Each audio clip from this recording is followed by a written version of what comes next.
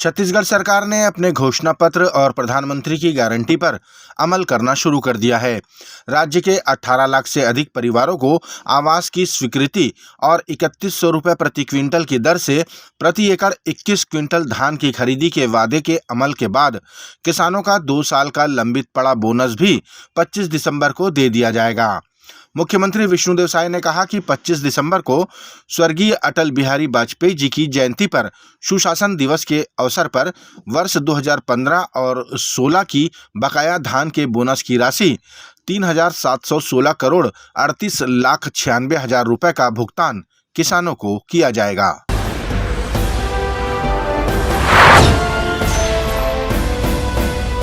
Akhil Bharatiya Congress committee की CWC की meeting आयोजित की गई, जिसमें आगामी लोकसभा चुनाव को लेकर रणनीति बनाई गई और 3 राज्यों में हार के कारणों को लेकर भी विचार विमर्श किया गया। CWC की इस बैठक में कांग्रेस के राष्ट्रीय नेता राहुल गांधी, सोनिया गांधी, प्रियंका गांधी समेत तमाम वरिष्ठ नेता और CWC के मेंबर शामिल हुए।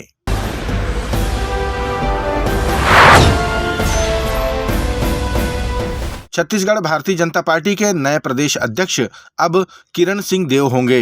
वे जगदलपुर के महापौर और विधायक भी रह चुके हैं। उनकी नियुक्ति का आदेश राष्ट्रीय अध्यक्ष JP नड्डा की अनुशंसा पर जारी किया गया।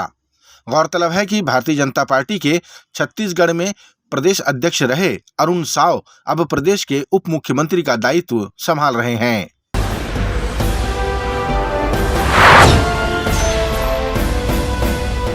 पूर्व सांसद व बहुजन समाज पार्टी की राष्ट्रीय अध्यक्ष मायावती ने संसद भवन के बाहर हुई मिमिक्री की घटना को लेकर अपनी प्रतिक्रिया व्यक्त की।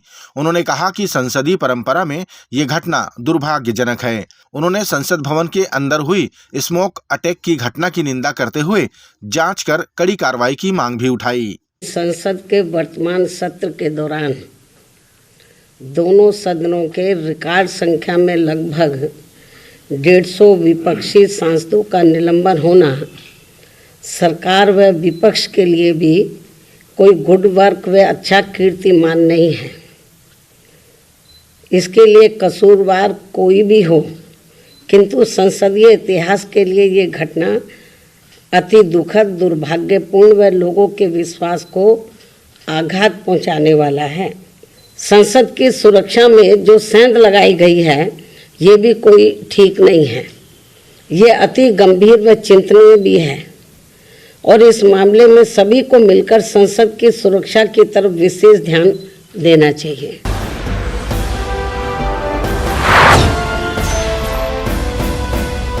छत्तीसगढ़ भारतीय जनता पार्टी ने उपराष्ट्रपति जगदीप धनखड़ के अपमान करने की दृष्टि से किए गए कृत्य को लेकर कांग्रेस के राष्ट्रीय नेता राहुल गांधी का पुतला दहन किया और 1 दिवसीय धरना प्रदर्शन किया। इस मौके पर रायपुर जिला भाजपा के तमाम सदस्य मौजूद रहे। इस मौके पर भाजपा नेताओं ने कांग्रेस के खिलाफ जमकर नारेबाजी भी की। वैसे तो कांग्रेस का DNA में ही इस तरह की चीजें हैं कि वो लोगों का अपमान करती है। उन्होंने अपने ही सरकार के ऑर्डिनेंस को जिस तरीके से फाड़ कर फेंका था, दुनिया ने देखा, लोगों ने देखा। उस संसद के अंदर में फ्लाइंग किस करना, कभी आंख मारना, कभी प्रधानमंत्री जी के गले जाकर लगना या गले पड़ जाना, ये तमाम प्रकार की हरकत राहुल गांधी करते रहे। वहां पर उपराष्ट्रपति जी का अपमान होता रहा और ये कांग्रेस का जो नासमझ नेता है राहुल गांधी, वो वीडियो बनाता रहा, मिमिक्री करता रहा। इसके विरोध में, संसद के सम्मान में, लोकतंत्र की रक्षा करने के लिए आज भारतीय जनता पार्टी ने पूरे देश के अंदर में आज हम राहुल गांधी का पुतला जलाएंगे और लोकतंत्र की रक्षा के लिए आज हमने ये विरोध प्रदर्शन किया है।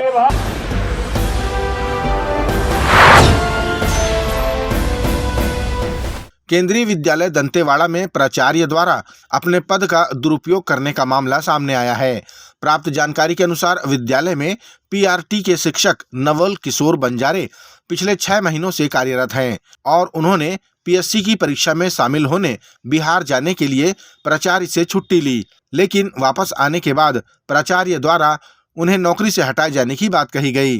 पीड़ित शिक्षक ने बताया कि प्राचार्य की पत्नी भी केंद्रीय विद्यालय में शिक्षक चयन प्रक्रिया में 4थे नंबर पर है, इसलिए उसे नौकरी देने के लिए प्राचार्य ने ऐसा किया है।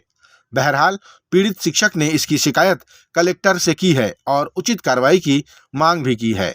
26/6/2023 को मैंने केंद्रीय विद्यालय को ज्वाइन किया था। आप प्रिंसिपल सर का सील और सिग्नेचर देख सकते हैं।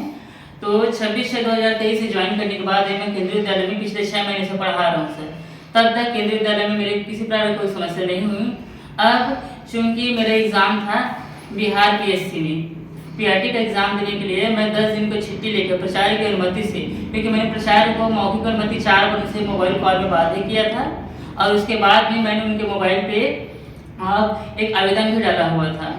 ठीक है सर। और केंद्रीय विद्यालय का नियम भी ये कहता है कि अगर कोई टीचर 8 दिन या 10 दिन की छुट्टी में चला गया तो उसका सैलरी नहीं मिलता है, बाकी दिन का सैलरी उनको मिलना चाहिए। अब वैसे ही होता है, बाकी दिन का सैलरी वो मिलेगा। मगर उन्होंने मेरे डायरेक्ट एग्ज़ाम से मैं जब दिला के वापस आया बिहार से, तो उन्होंने मुझे नौकरी से ही निकाल दिया है और लिखित में मांग रहा हूँ कारण बताओ मुझे क्यों निकाल दिया करके। तो उन्होंने मेरे ऊपर अनुशासनहीनता का आरोप लगा रहे सर।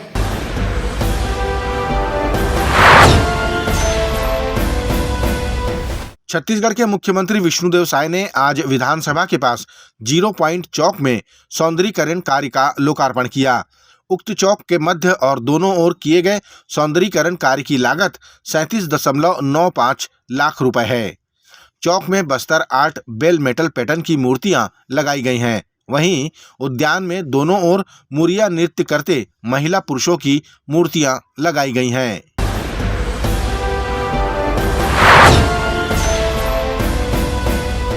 राज्यसभा सांसद रंजीत रंजन ने आरोप लगाया कि मुद्दों से ध्यान भटकाने के लिए मिमिक्री को मुद्दा बनाया जा रहा है।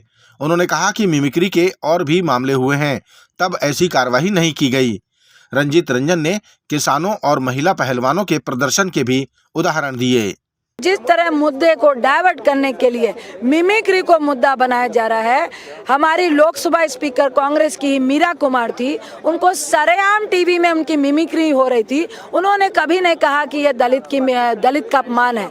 अगर ये जाट और किसानों से जोड़ रहे हैं तो गाजीपुर में जब किसान बैठे थे, वो जाट भी थे, हरियाणा के भी थे, किसान भी थे और भाजपा वाले पुलिस वालों को कह रहे थे कि इनको लठ मारो हम देख लेंगे। तब किसी भी भाजपा नेता ने किसानों के अपमान और जाटों के अपमान की बात नहीं कही। जब हमारी बच्चियां पहलवान हरियाणा की किसान फैमिली से जाट फैमिली से बैठी थी और वो मिमिक्री हुई है इसलिए नहीं रो रही थी, वो ये बोल रही थी कि हमारे साथ सेक्सुअल हरासमेंट हुआ है, तब किसी भी भाजपा नेता को उन जाट परिवार की बच्चियों का अपमान नहीं लगा।